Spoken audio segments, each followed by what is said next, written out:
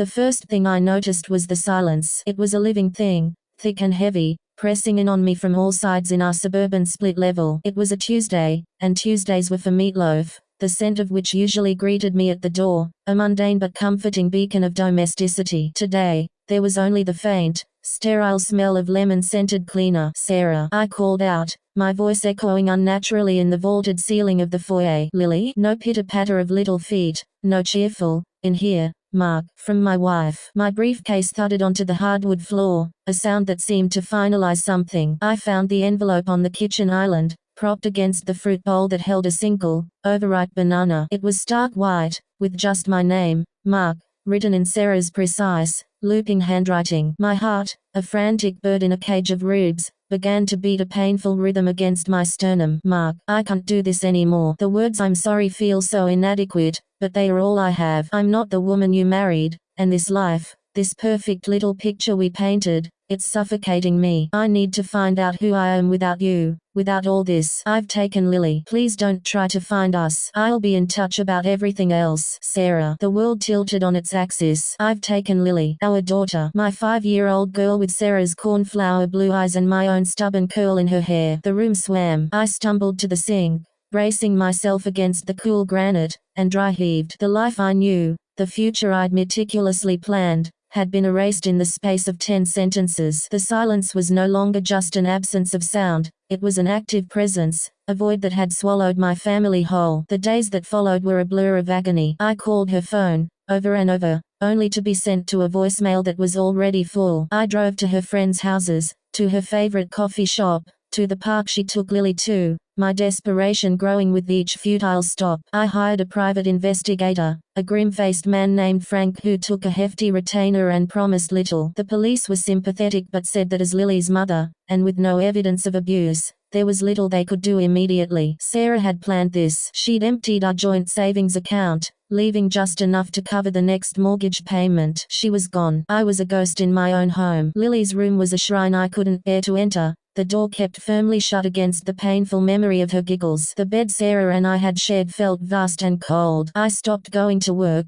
calling in sick until my sick days ran out and my boss, a decent man named Carl, gently suggested I take a leave of absence. I existed on a diet of coffee, whiskey, and self-pity, the 4 walls of the house closing in on me, a prison of my own shattered dreams. It was on the 6th day, a Monday, that the doorbell rang. Hope, a treacherous and foolish emotion, surged in my chest. "Sarah, she's come back." I scrambled to the door, my heart in my throat, and yanked it open. It wasn't Sarah. Standing on my porch, silhouetted by the harsh afternoon sun, was Eleanor, Sarah's mother. She was a tall, stately woman in her late 60s, her silver hair coiled into an elegant chignon, her posture ramrod straight. She wore a simple, expensive-looking navy dress and carried a small overnight bag. Her eyes, the same shade of blue as Sarah's, but infinitely wiser and more weary, took me in with one sweeping, devastatingly perceptive glance. I knew I looked a wreck, unshaven, wearing the same sweatpants for 3 days, my eyes red-rimmed and hollow. "Mark,"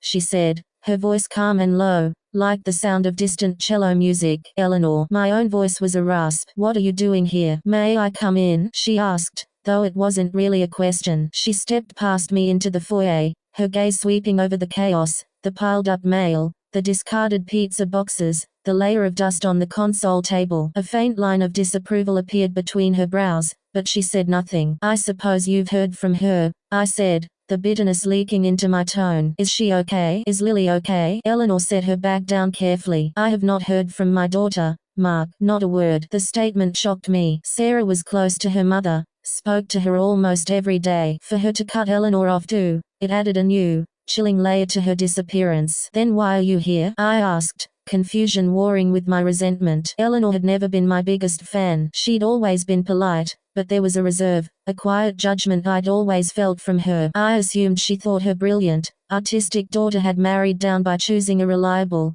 boring project manager like me. She turned those piercing blue eyes on me. "Because, regardless of what has happened between you and Sarah, you are still the father of my granddaughter, and you are clearly drowning. I am here to throw you a lifeline." I wanted to be angry. I wanted to tell her to leave, that I didn't need her pity or her judgment. But the truth was, I was drowning. The silence was going to kill me. So, I just nodded, a stiff, jerky motion, and shuffled back into the living room. Eleanor did not try to offer me empty platitudes. She didn't tell me everything happened for a reason or that time heals all wounds. Instead, she got to work. She hung up her coat, rolled up the sleeves of her dress, and began to clean. It was a methodical, almost ruthless process. She opened windows, letting the fresh, crisp air banish the stale smell of despair. She filled trash bags with the detritus of my grief. She washed the mountains of dishes. She didn't ask for permission. She simply saw what needed to be done and did it. I sat on the couch, a silent spectator,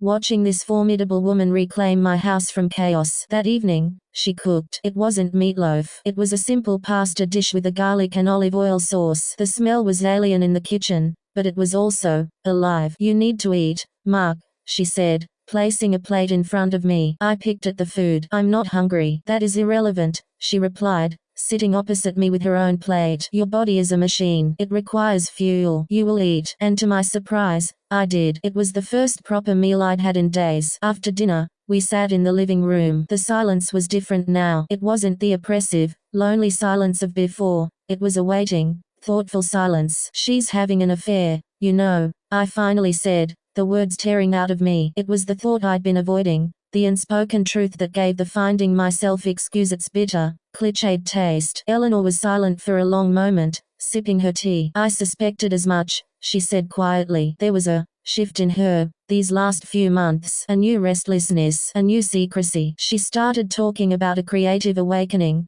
joined a new art class downtown. A new art class. The pieces clicked into place with a sickening finality. Sarah was a graphic designer who'd always talked about getting back to real art. I'd been supportive, or so I thought. I'd bought her the expensive oils, the canvases. I'd told her she was talented. It hadn't been enough. "His name is Julian," I spat out, the name like poison on my tongue. Frank, the pie, had dug it up 2 days prior. Julian Vance, a conceptual artist and instructor at the new studio she'd joined. He was everything I wasn't: brooding, bohemian, unburdened by a mortgage or a child. "He's 28. He lives in a loft downtown." Eleanor didn't flinch. She simply absorbed the information, her face a mask of quiet sorrow. "I am so sorry, Mark. Are you?" The question was out before I could stop it, sharp with accusation. "You never thought I was good enough for her, did you? You always wanted her to marry some symphony conductor or a neurosurgeon, not a guy who makes Gantt charts for a living." She looked at me then,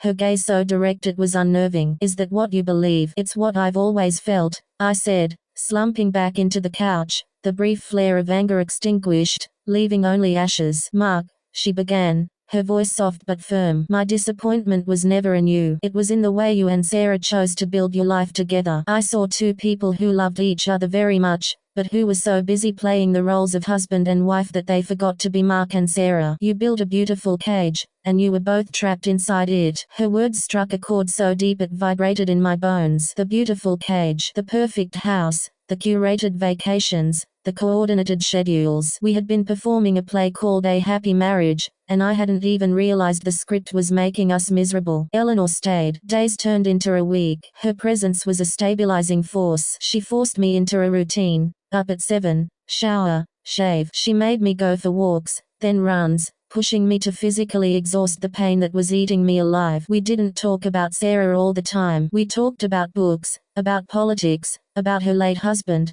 Robert, a kind, quiet man who had been an engineer and a passionate gardener. He was not a man of grand gestures, she told me one afternoon as we weeded the overflow of beds I had neglected. But he knew the name of every rose in this garden. He knew which ones needed more sun, which ones thrived in the shade. He paid attention. That is the greatest love, Mark. Paying attention. It was during the second week that Frank, the pie, called with an update. He'd found them. They were living in a small apartment in a city 3 hours away. He had photos. My hand trembled as I opened the email. There they were. Sarah, looking younger, her hair longer and lighter, laughing as she walked hand in hand with Julian, a tall, lanky man with a scruffy beard and a confident swagger. And Lily, my Lily. She was holding Julian's other hand, swinging between them, a huge smile on her face. The image was a physical blow. It felt like a new family, one that had neatly excised me. I showed the pictures to Eleanor. Her face tightened, a flicker of pain in her eyes as she looked at her granddaughter. "This changes nothing, Mark," she said, her voice steely. Lily is 5. She smiles for anyone who buys her an ice cream. This is not a reflection on you as a father. Then what is it? I cried, the raw hurt spilling out. Why would she do this? Why would she take my little girl from me? Because she is selfish, and she is lost, Eleanor said, her words crisp and clear. And because you let her. I stared at her, stunned. What? You heard me. You have been a doormat, Mark. You have wallowed in this pain. You have surrendered. A man who fights for his daughter, a man who stands up and declares, this is not acceptable, is a formidable force. You have forgotten your own strength. It was the toughest love I had ever received. It was also the most honest. She was right. I had collapsed. I had accepted my role as the victim. What do? I whispered, the fight slowly returning to my voice. First, you get a lawyer, a shark. You fight for your daughter with everything you have. You establish your rights. You show the court that you are a stable, capable father. Second, you start living again. Not for revenge, not for show, for you and for Lily. It was the turning point. With Eleanor's quiet, unwavering support, I began to rebuild. I found a ruthless family law attorney who immediately filed for emergency custody, citing parental alienation. I went back to work, not just going through the motions, but throwing myself into my projects with a focus I didn't know I possessed. I started therapy, unpacking the layers of my grief and my own contributions to the failure of my marriage. Eleanor was my rock through it all. She proofread my legal affidavits, her sharp eye catching every inconsistency. She held my hand when the first court hearing went badly and the judge, citing the need for stability, granted Sarah primary custody for the time being, with me getting every other weekend. She was there when I had to video call Lily, my heart breaking as my little girl talked excitedly about her new friend Julian and the fun trips they went on. Be patient,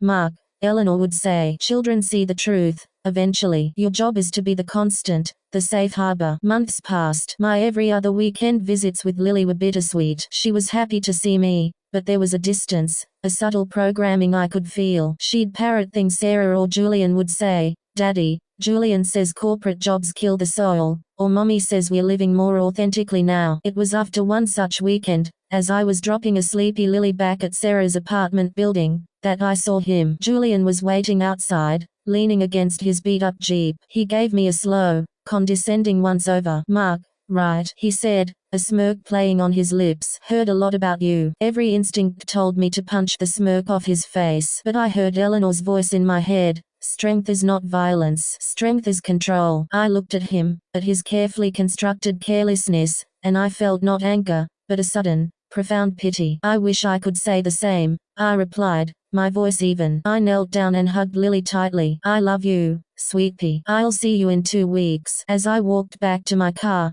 I didn't feel defeated. I felt clean. I had held my ground. A year to the day after Sarah left, I was a different man. The divorce was final. The custody agreement, while not perfect, was solid. I had my daughter 40% of the time, and we were building our own world, filled with our own traditions, pancake Saturdays, hiking trips, building ridiculous pillow forts in the living room. I was in the kitchen, teaching Lily how to make my mother's chocolate chip cookie recipe, when the doorbell rang. Lily, covered in flour, scampered off to answer it. I heard her joyful shout, Grandma Eleanor. I walked out to find Eleanor in the foyer, hugging Lily tightly. She looked up at me, and her smile was radiant. I was in the neighborhood, she said, though she lived 2 hours away. After we put the cookies in the oven and settled Lily in front of a movie, Eleanor and I sat at the kitchen table with mugs of coffee. I heard from Sarah, she said quietly. My stomach clenched, an old, familiar reflex. Oh, she's not well. Julian left her. Apparently,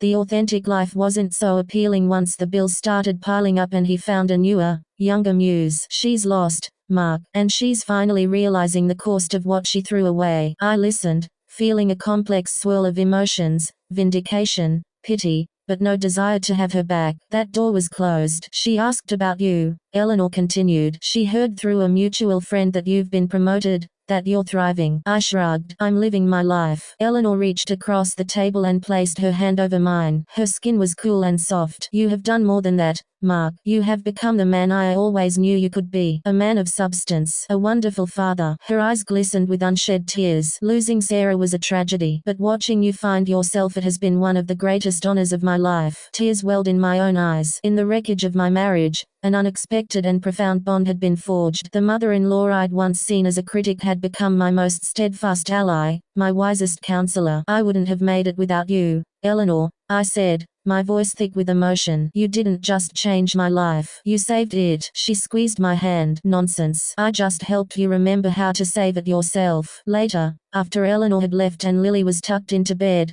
I stood in the doorway of her room, watching her sleep. The house was quiet again, but this silence was different. It was a peaceful silence, a silence filled with love and hard-won contentment. Sarah's walking out had been an ending, a cataclysm that shattered my world. But in the aftermath, her mother